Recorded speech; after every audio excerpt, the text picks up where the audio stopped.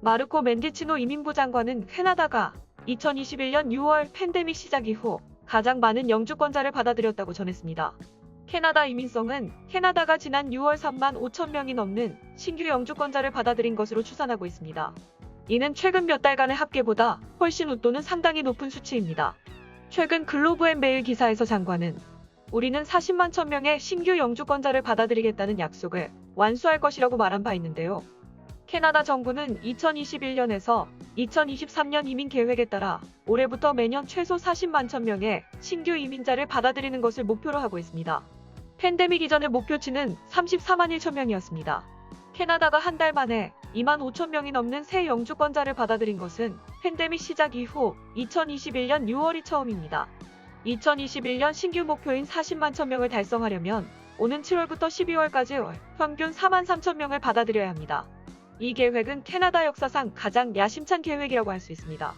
캐나다가 1년에 40만 명이 넘는 이민자들을 맞이한 것은 100년 전에 가까운 1913년 단 한 번 있었습니다. 하지만 이후 제1차 세계대전이 발발하자 캐나다 이민은 곧바로 급감한 바 있습니다. 캐나다는 2021년 들어 이민의 문을 더욱 활짝 열고 있는데요.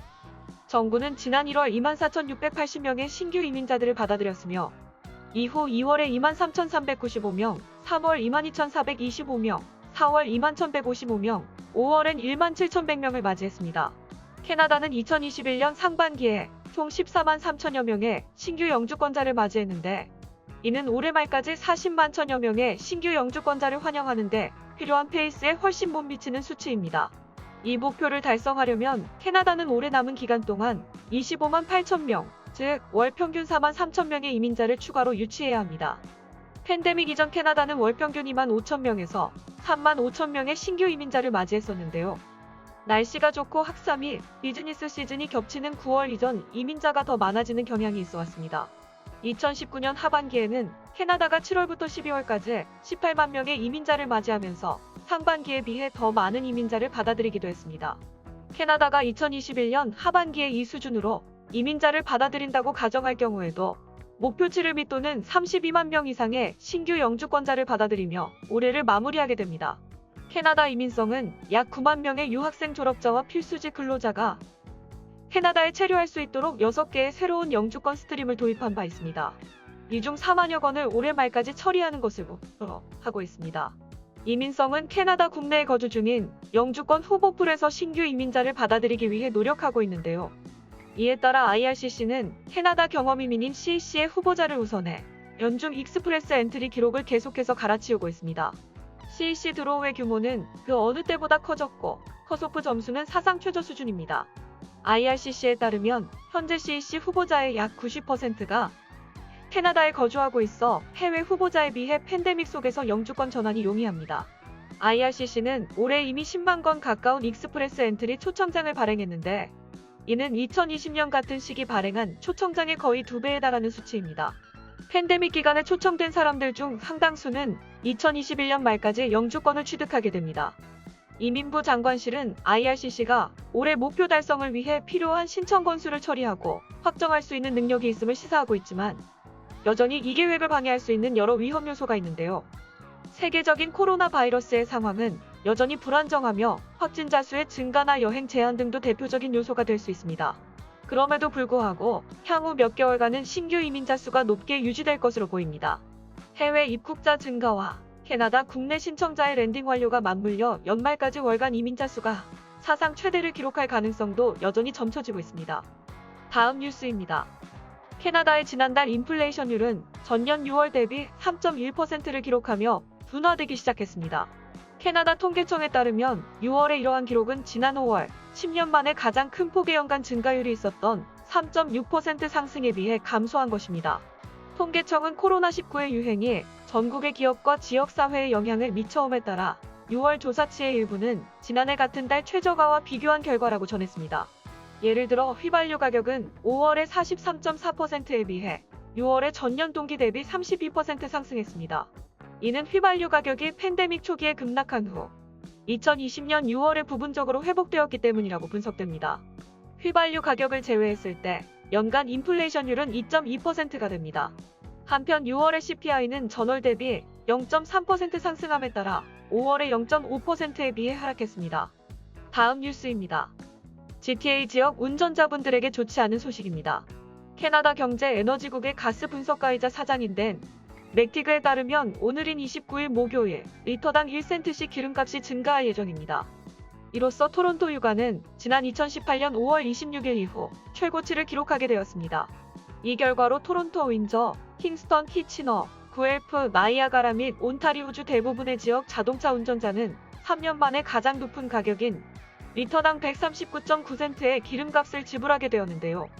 이달 초 맥티그 사장은 올여름 캐나다 전역에서 기름값이 최고 기록을 경신할 것이라고 밝힌 바 있습니다. 다음 뉴스입니다. 토론토시는 지역 레스토랑의 회복을 지원하기 위한 새로운 무료 프로그램을 도입했습니다.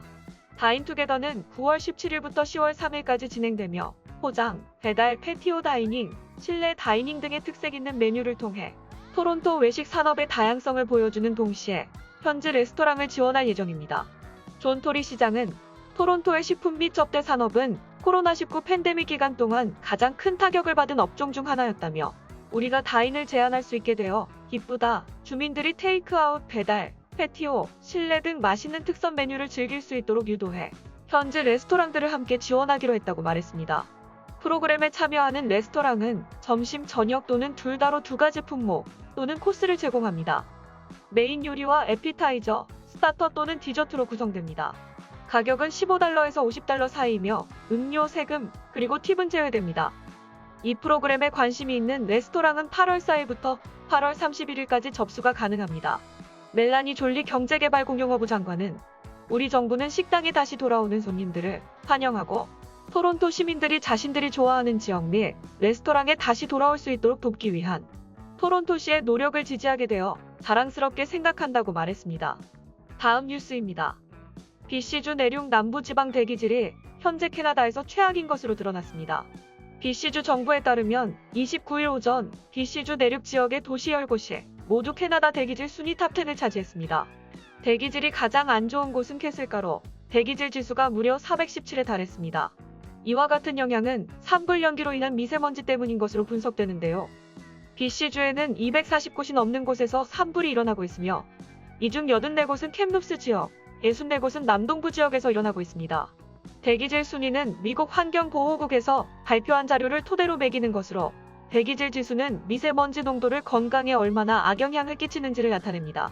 지수는 0에서 500까지 있으며 0은 매우 양호한 상태, 51에서 100까지는 보통, 100일에서 150은 일부 민감한 사람들에게 좋지 않은 상태, 151에서 200은 나쁨, 200일에서 300은 매우 나쁨, 300일에서 500은 위험으로 분류하고 있습니다. 환경보호국 측에서는 산불은 미세먼지를 비롯해 일산화탄소, 이산화질소 등 다양한 유해 물질을 생성한다며 이 중에서도 미세먼지가 가장 심각하게 발생되고 있는 상태라고 전했습니다. 다음 뉴스입니다. 지난해 코로나19 유행으로 취소되었던 글로벌 페스트의 세계 불꽃놀이 축제가 돌아왔습니다. 중국, 인도, 일본, 필리핀 등 세계 각국의 불꽃놀이 팀이 캘거리를 찾아 화려한 공연을 보여줄 예정인데요. 2020년 티켓 구매자의 경우 2021년 티켓으로 변경이 가능하며 2022년 티켓으로 연기하는 것 역시 가능합니다. 특히 올해에는 불꽃놀이를 더욱 가까이서 볼 수 있는 좌석을 추가로 오픈한다고 하네요. 관객들이 사회적 거리두기를 지키면서 불꽃놀이를 볼 수 있도록 하기 위함인데요. 충분한 공간 확보를 위해 커뮤니티 스페이스와 아동 전용 놀이공간은 오픈되지 않지만 무대 공연과 각국의 음식을 판매하는 부스 등 행사의 메인 이벤트는 예년과 다름없이 열릴 예정입니다.